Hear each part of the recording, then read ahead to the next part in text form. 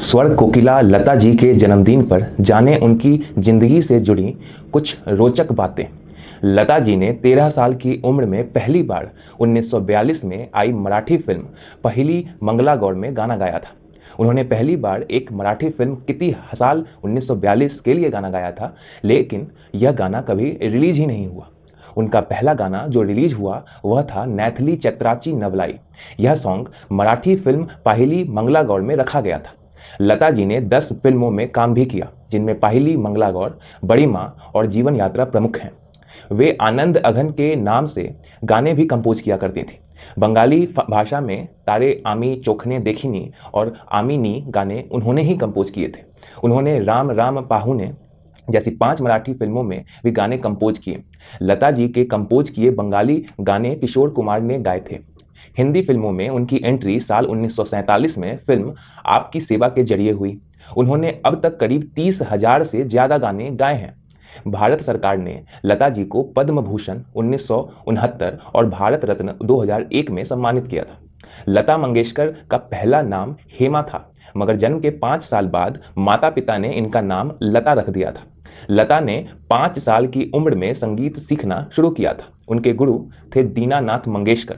दीनानाथ जी उनके पिता भी थे। वह अपनी बहनें आशा, उषा और मीना के साथ संगीत सीखा करती थी। लता जी जब 13 साल की थी तभी साल 1942 में उनके पिता का देहांत हो गया। उनके देहांत के बाद परिवार की सारी जिम्मेदारियां लता मंगेशकर जी पर आ गईं। सबकी जिम्मेदारी खुद पर देख उन्होंने शादी का ख्याल दिमाग से निकाल दिया।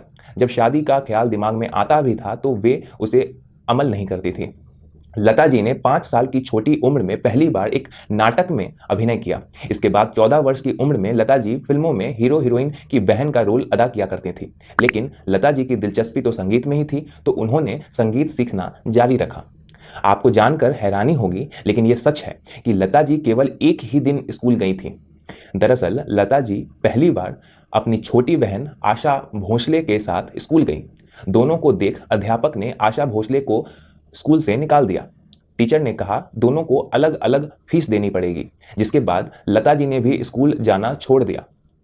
एक दिन स्कूल गई लता जी को न्यूयॉर्क यूनिवर्सिटी सहित 6 विश्वविद्यालयों में मानक उपाधि से नवाजा गया है। जब पहली बार लता जी ने स्टेज पर गाना गाया तो इसके लिए उन्हें 25 रुपये दिए गए थे, जिसे वह अपनी पहली कमाई के रूप में देखती हैं।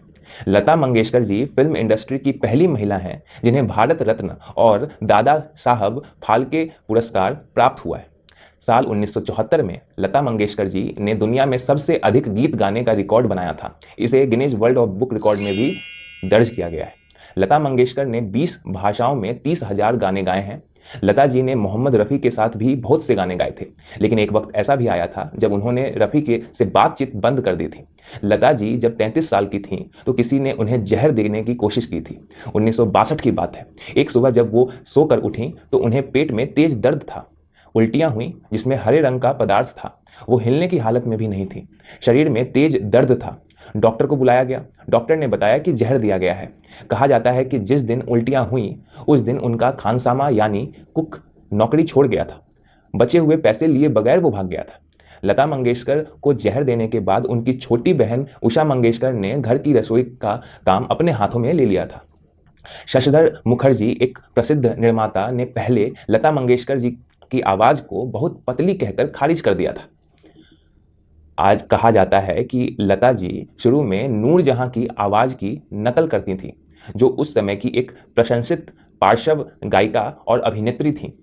लता मंगेशकर जी के विरोध के बाद 1959 में फिल्म फेयर अवार्ड में सर्वश्रेष्ठ पार्श्व गायक की श्रेणी शुरू की गई थी। पंडित जवाहरलाल नेहरू के आंसू बहने लगे थे जब 26 जनवरी 1963 को लता जी ने प्रतिष्ठित गीत ए मेरे वतन के लोगों गाया था। गीत ए मेरे वतन के लोगों को मूल रूप से एक डुएट गीत की तरह गाना था। जहां दिलचस्प बात यह है कि इसे लता मंगेशकर और उनकी बहन आशा भोसले ने गाया था, लेकिन बाद को छोड़ दिया गया जब लता जी ने इसे एकल रिकॉर्ड करने पर जोर दिया। लता मंगेशकर जी लंदन में रॉयल एल्बर्ट हॉल 1974 में प्रदर्शन करने वाली पहली भारतीय गायिका हैं।